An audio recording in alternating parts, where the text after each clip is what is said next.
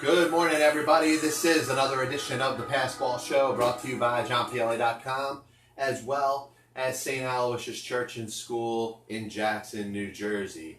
Once again, this is the Passball Show. I'm glad to be with you.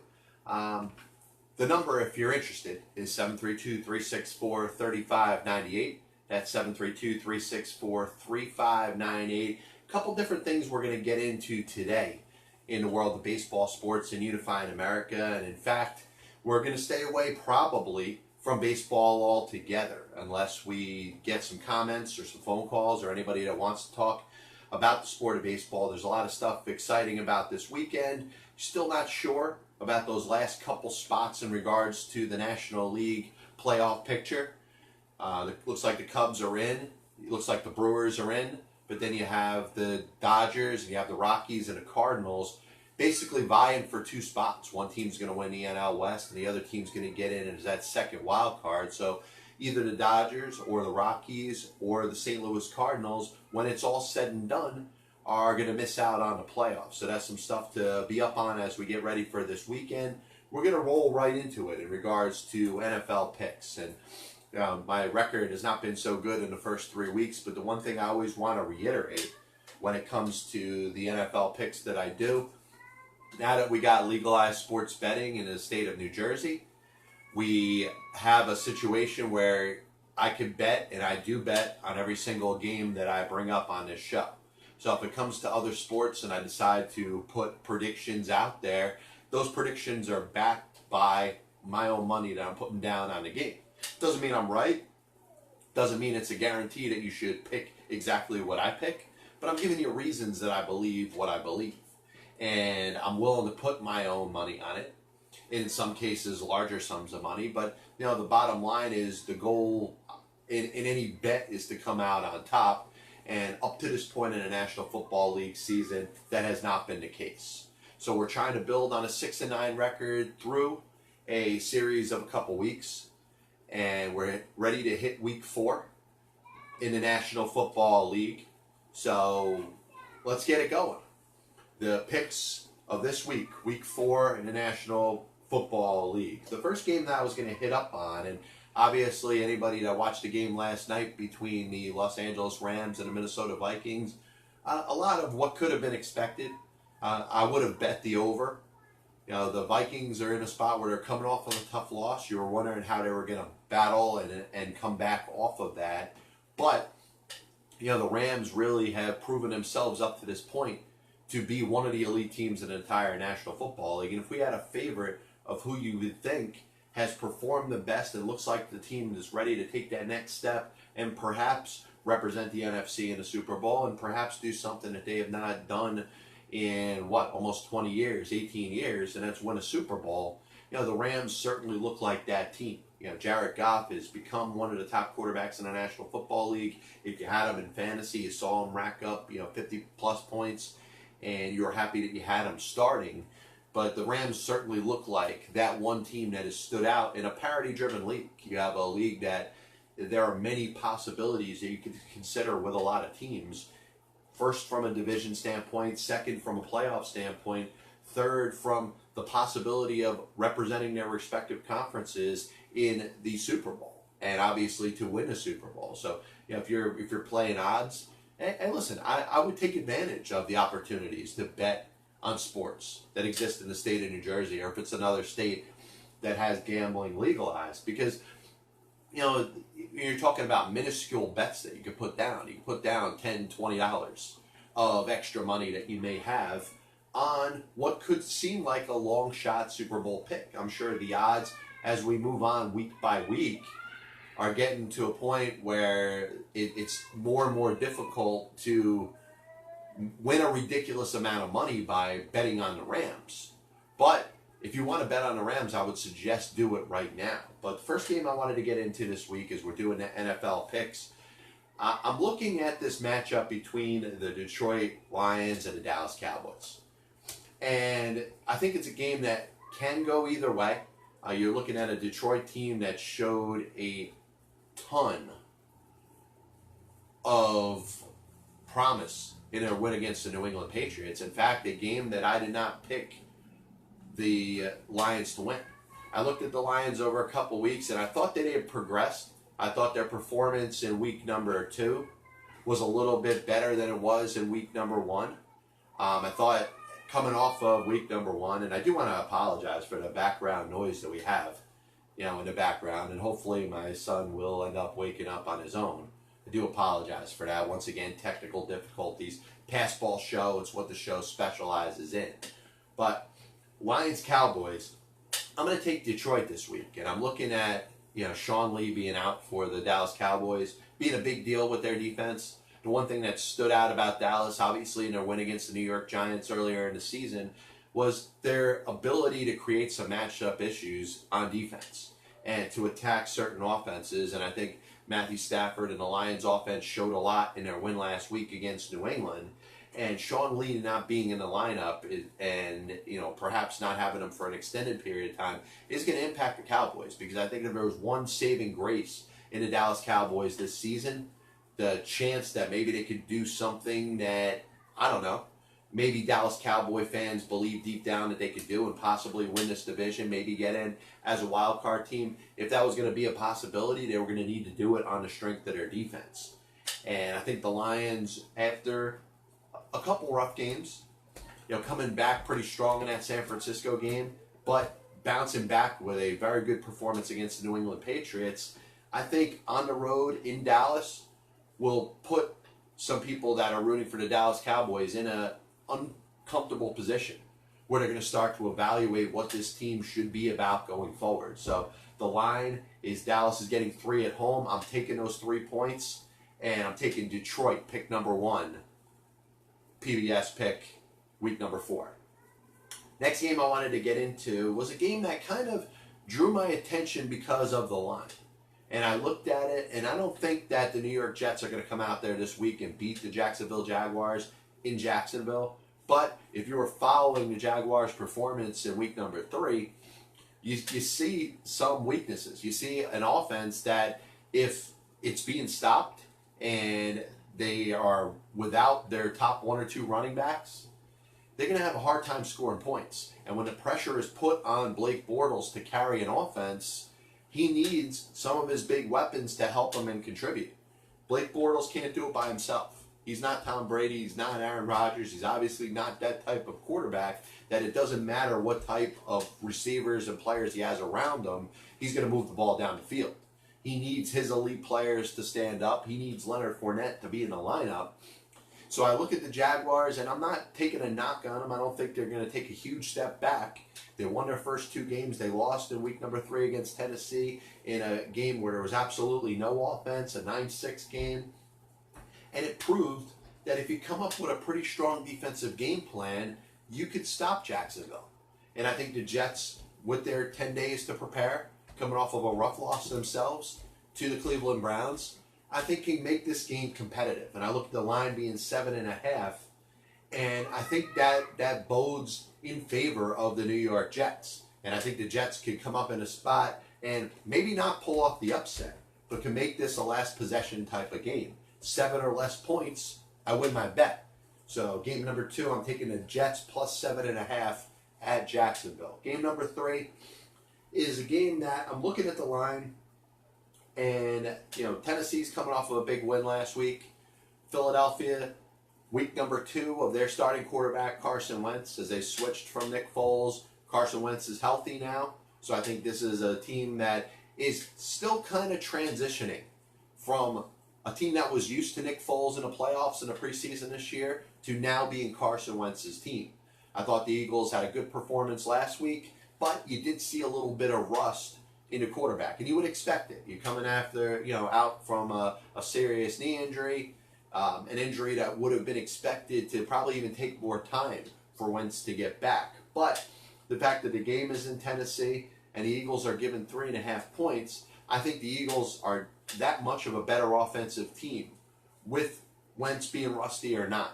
And I think 3.5 is a good enough line. I think they can cover that spread.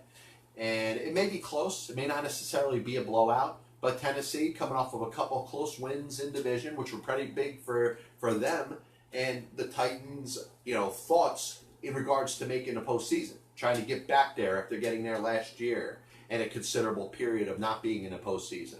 It's going to be a tight division. Jacksonville should be favorited. I think Houston is a little better than its 0-3 record would show to this point.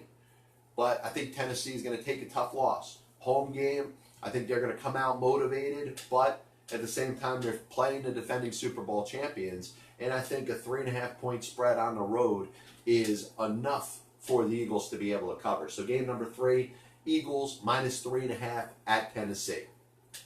The next game is going to be a game that I'm playing a hunch. And I think a lot of people that are following the NFL, that are putting reasonable picks together, will probably be on board with me when they play this particular hunch that I'm about to play. The Los Angeles Chargers are at home. And the Chargers are at a point this season where they're looking back, they've underachieved. There's been a lot of expectations that this team was expected to go to the Super Bowl, expected to win the AFC West, expected at the very least to get to the postseason and play in a wild card game. Now, you haven't seen enough to this point to believe that this Chargers team is going to perform at that elite level. It needs to show you something. And I think they have a perfect opportunity this Sunday playing against the San Francisco 49ers, who will be without Jimmy Garoppolo. Now, is the 49ers season over? A lot of people are looking at them similarly to the Los Angeles Chargers and saying that this is a team that could be on the rise, could make a run in that NFC West, could potentially be a wild card team. And I got to go back and look at my picks. I don't think I had San Francisco making the playoffs, but I did have them finishing relatively close. Not having Garoppolo is a huge difference. You saw what the difference was last year. Before they acquired Jimmy Garoppolo, this was one of the worst teams in the National Football League. With Garoppolo, all of a sudden, they can't lose. Now, they have lost a couple times this year, and were losing the game late last week when Garoppolo ended up getting hurt. I thought this could be around an 8-8 team without Garoppolo. I don't know.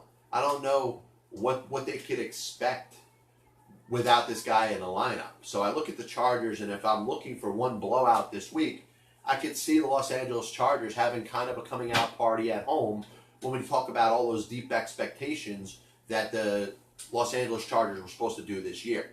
So game number 4, Los Angeles Chargers -10.5 at home against the San Francisco 49ers.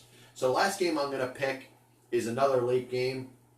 The Seattle Seahawks have been up and down this year. I think there's a reasonable amount of expectations that's still on the Seattle Seahawks. The days of the Legion of Boom are probably no longer in existence.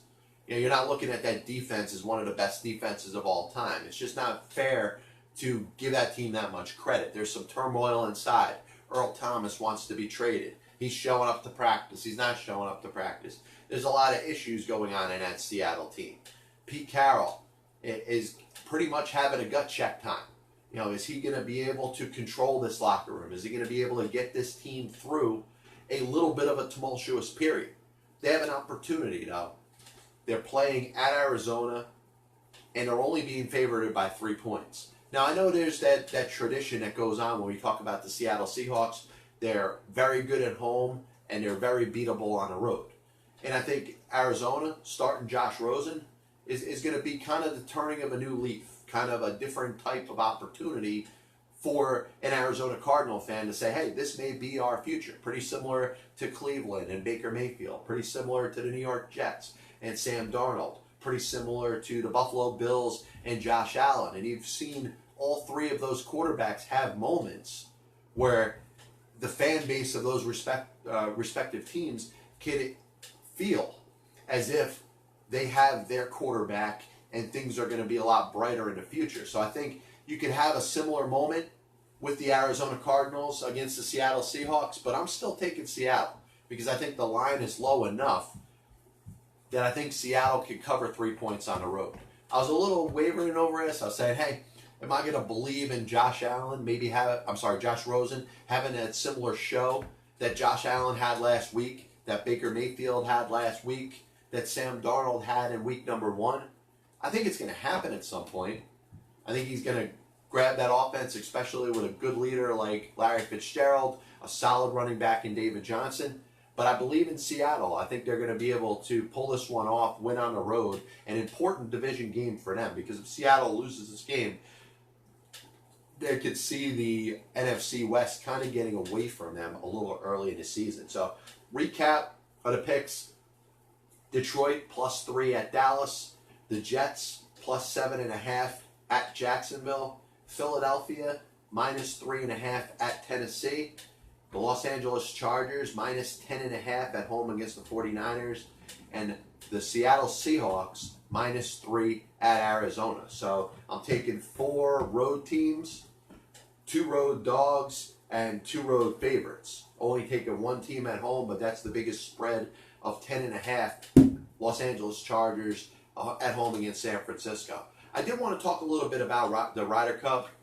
I think it gets a little national attention now this time of year.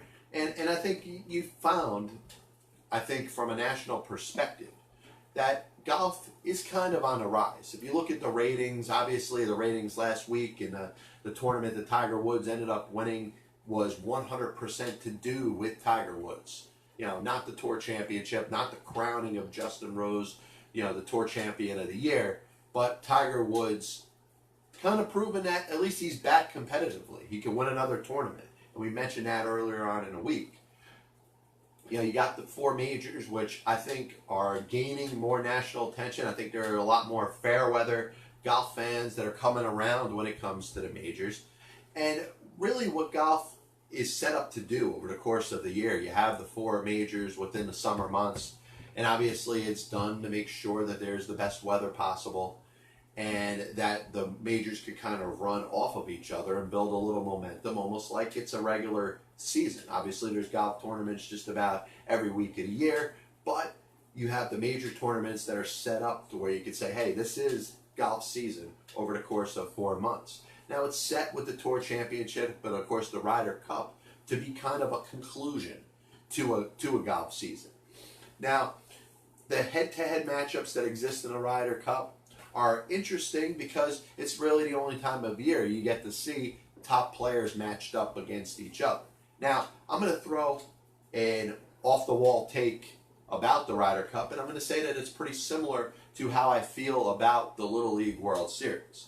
Now, I understand you got the United States, a major nation, and certainly a major nation when it comes to the world of sports. And there is a little bit of, I don't know, pompousness and arrogance that exists when it comes to the United States as a country when it comes to sports. Now, the United States is one of many nations, one of many major nations that exist that are out there. So I look at the fact that the United States gets to put together their own team and have an entire team of Team Europe that's compiled of the best players that are from all the different countries. I don't know if it's fair for a number of reasons. Number one, you know, what gives the United States, and I compare it to the World Cup for this reason. The United States, obviously soccer is not a major deal in this country, so that's why the World Cup isn't the United States team against the best players in the world. In a lot of cases, the United States doesn't even qualify for the World Cup. So why are there different standards? And I understand golf is a major American and European sport. I wouldn't say that it's a sport that is solely American. You know, baseball, I think I can understand it a little more. Baseball is a sport that pretty much originated in the United States. Obviously is prolific in a lot of different countries, but its origins come from here in the United States. It comes from Cincinnati. It comes from, you know, different regions in the Northeast that brought baseball into existence as it came from cricket and a couple other different sports in the 1800s. But I look at golf and I say, why is it that the United States gets to put together their own Ryder Cup team? Why can't individual countries put together their own team and perhaps have a qualifier or a qualifying formula of some point?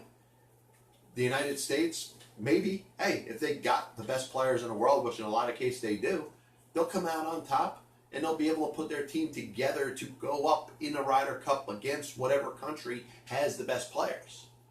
I don't know, just something to think about. I compare it to the Little League World Series, where it's essentially the United States versus the world, The United States has their own tournament, and a lot of pressure and attention gets drawn to it over the course of the battle between all these different kids in all these different cities and all these different states. And yet you have a championship that somebody is crowned the champion of the United States, but they get to go to the Little League World Series finals every single year. You have the world that has all their countries set up where maybe they could put one team together to represent itself if they wanted to. Best players in a country to go up against one team that's set from the United States. I could see how that could be a little bit of an advantage to the world team. But you look at it, and I don't know if it's necessarily fair that the United States Little League World Series kids get to represent, a spot in the Little League World Series against the world every single year. I don't know if that's necessarily fair. So I look at Ryder Cup and I see a little bit of a similarity there. Obviously, if you look at day one action, was interesting enough. You see, the United States end up winning 3 of the 4 matches. Tiger Woods and Patrick Reed end up losing to Francesco Molinari and Tommy Fleetwood.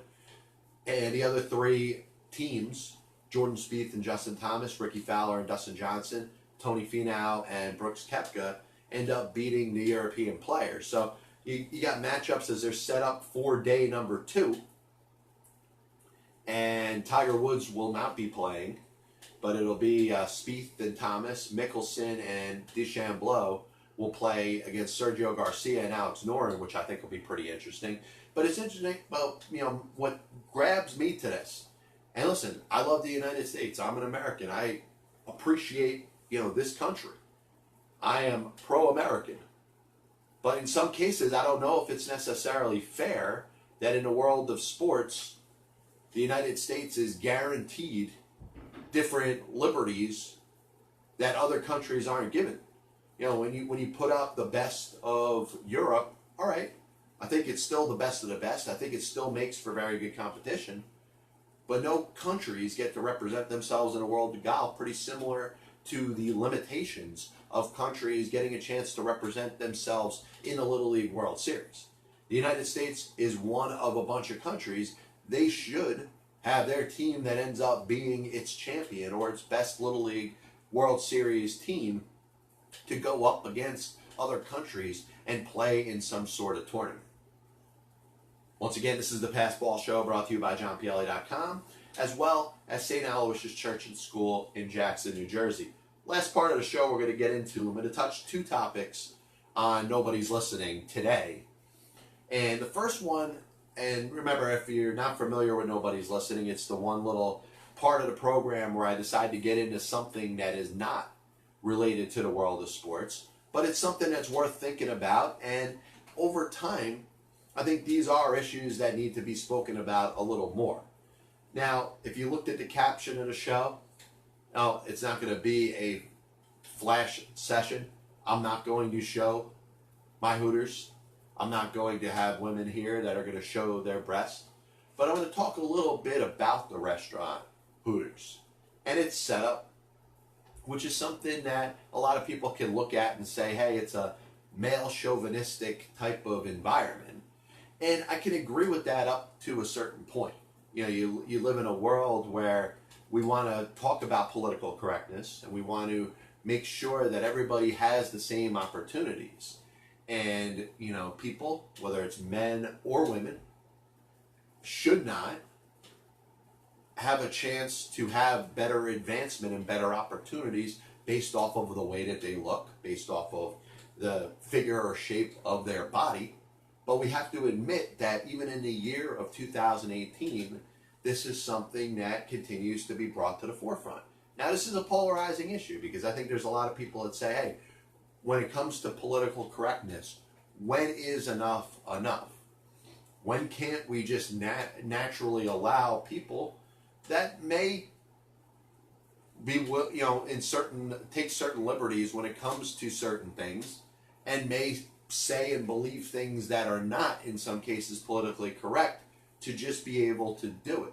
There's that power that exists that we say, hey, take away this, take away that. You can't do this, you can't do that. Well, in the end, we're all generals of our own brains. We all process the same information.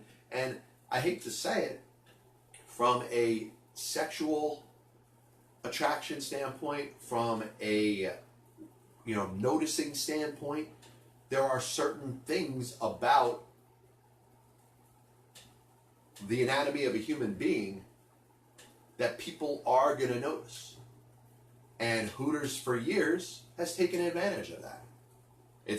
I think it's a nice establishment. I think if you're a guy that is a football fan, you think of football games on TV, you think of beer, you think of food, and the anatomy of a female to be able to just enjoy over the course of a football Sunday.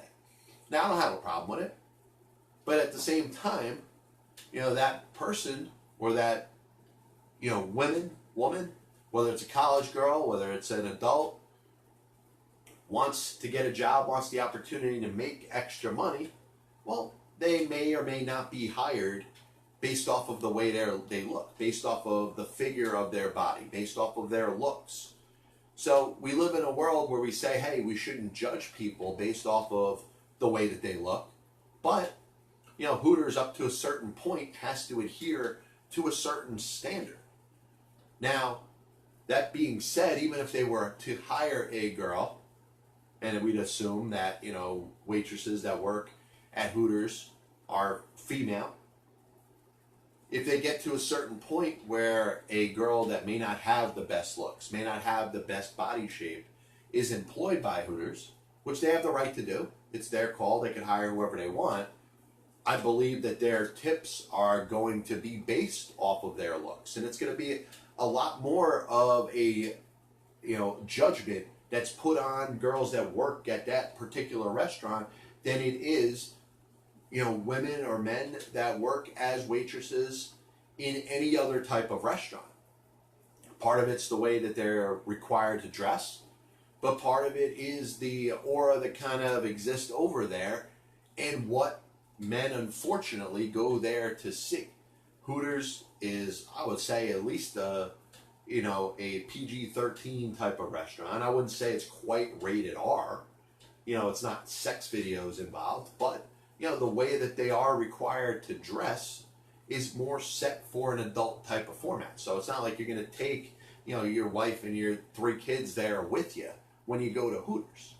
But my point is this, you have a restaurant that does have a little bit of a different type of standard.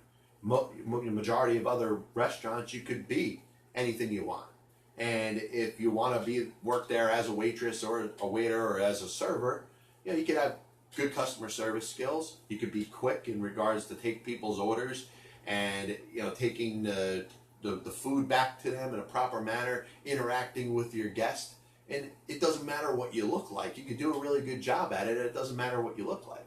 You could do the same thing at Hooters, but if you're not blessed with at least above average looks and a decent to respectable body figure, you're going to be judged differently. It doesn't matter how good you are to the customer. It doesn't matter how quick you get the food out to them. It doesn't matter how interactive you are to them. Unfortunately, Hooters draws people, and it's kind of a second tier. It's not necessarily promiscuity. It's not necessarily a strip club. But it's right below that in regards to the type of expectations that people that go to that restaurant have. So moving on, last thing I wanted to talk about today, once again, this is the Past Fall Show, brought to you by JohnPielli.com, as well as St. Aloysius Church and School in Jackson, New Jersey. This is a big topic because I believe a lot of people think about the way that the world has changed. Technology is kind of right in front of our faces. Everything is at our fingertips. All you have to do if you want to send a message to a person or a group of people is just pick up your phone and just tap away, or you could just talk right into it. Now, a lot of people are in a hurry. They're doing multiple things. So I think multitasking is something that people have done a lot better at, have been a lot better at within the last 10 years or so because of technology. But a lot of shortcuts are taken. And I look at emails all the time, and I receive text messages just like anybody else does. And I'm one that can't help but judge people based off of their grammar. Now you got the grammar police that exist. You hear all the time, hey, it's Y-O-U apostrophe R-E, as we hit the final point here of the Pass Ball Show. But you got, people that say, hey, it's Y-O-U apostrophe R-E, not your. And I think that's hypocritical in a way, because these are the same people that are using the letter U as meaning the word you, and the letter C as using the word see, and are using all these different acronyms and using all these different shortening of words. The word season is written in many cases SZN. So you're using abbreviations and acronyms and different substitutes for different words, yet you want to in some cases be the grammar police and point out somebody's grammatical mistake when they actually have the rest of their sentence more grammatically correct than you do. And I think it's a little silly. And honestly, I think that's an indication of what somebody is. If somebody goes out there and makes statements correcting somebody else's grammar, I think that's more of an indictment on them. That being said, I look at grammar and I do think that the use of complete sentences is something that has fallen away from the English language. A lot of it has to do with technology. A lot of it has to do with the fact that people are busy and multitasking, and if you're putting together a quick email to reach out to somebody, you're doing it in a very speedy fashion just to get it done and just to get it over with. You may not necessarily spend the time to proofread it or edit it, or you just want to get the message out as quick as you can, so you're using abbreviations and acronyms and shortening of words. But I'm kind of torn, because I try to teach, my daughter, and when my son grows up, and is old enough, that if you want to separate yourself in the business world, and even if you're not in the business world, if you want to look a lot more professional than other people, use complete sentences. Take that extra time to put a period after each one of the statements that you make. Use the best grammar that you possibly can. Can you make a mistake here and there? Sure. But edit it. Look back and say, oh, you know what? I made a mistake there. I should have used a different word. And I know if I could always tell if I'm speaking to somebody, whether it's email or text, to somebody that's got experience writing, because of the pride that they take in writing their complete sentences, the pride that they take in using the right words over others. You won't see many grammatical mistakes by somebody that takes their writing seriously. But we're living in a country right now that is getting so far away from it, that is all about abbreviations. It's all about what your different shortening of a word or your acronym is of the week, that I think it's taken away from professionalism. And it's something that kind of is frustrating to me. So we're going to close the show with a little bit of a recap. I do want to thank everybody for tuning in. Once again, this is the Pass Ball Show, brought to you by JohnPielli.com, as well as St. Aloysius Church and School in Jackson, New Jersey. NFL picks, they'll be up on the website. They got Detroit +3 at Dallas. The Jets +7.5 at Jacksonville. Philadelphia -3.5 at Tennessee. Los Angeles Chargers -10.5 at home against San Francisco. And Seattle -3 at Arizona.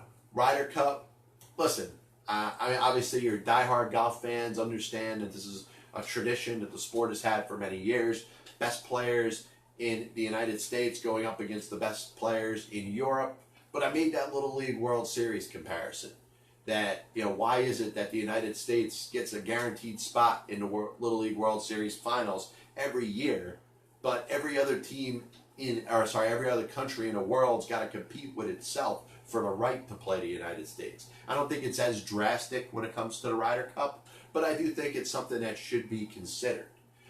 Some good matchups this weekend. Obviously, some very good players picked from the USA and the world. So if you're a golf fan, you might want to see some of those head-to-head matches as we get through the weekend. Obviously, big line of games in the NFL this week. You got the baseball season, Major League Baseball finishing up. I'll be at Citi Field tomorrow with David Wright's last start in regards to being a player for the New York Mets. I think that's something that should draw some attention. Obviously, you have the playoff races in the National League finishing themselves up. Hooters, we mentioned about that today. Is it a little bit of a double standard? How, in a world of complete political correctness, which we're trying to strive towards, and is almost getting thrown in our face day after day, and probably a little bit too much. You're looking at an establishment that is given a different set of criteria when it's judging the people that they employ. Grammar, if we hit a day and age where grammar just doesn't matter anymore, can you separate yourself from a professional standpoint by using better grammar, by writing complete sentences, by not using acronyms and shortening of words and certain letters of the alphabet that are spelled out and meant to be other words? It's all interesting to figure out. So I hope everybody has a good weekend. Once again, thank you for joining the show, being part of the show, being part of my family. Hope everybody has a nice weekend. We'll be back with you Monday, NFL recap, and anything going on in the world of baseball, sports, and unifying America. God bless you, and as always, I'll see you on the other side.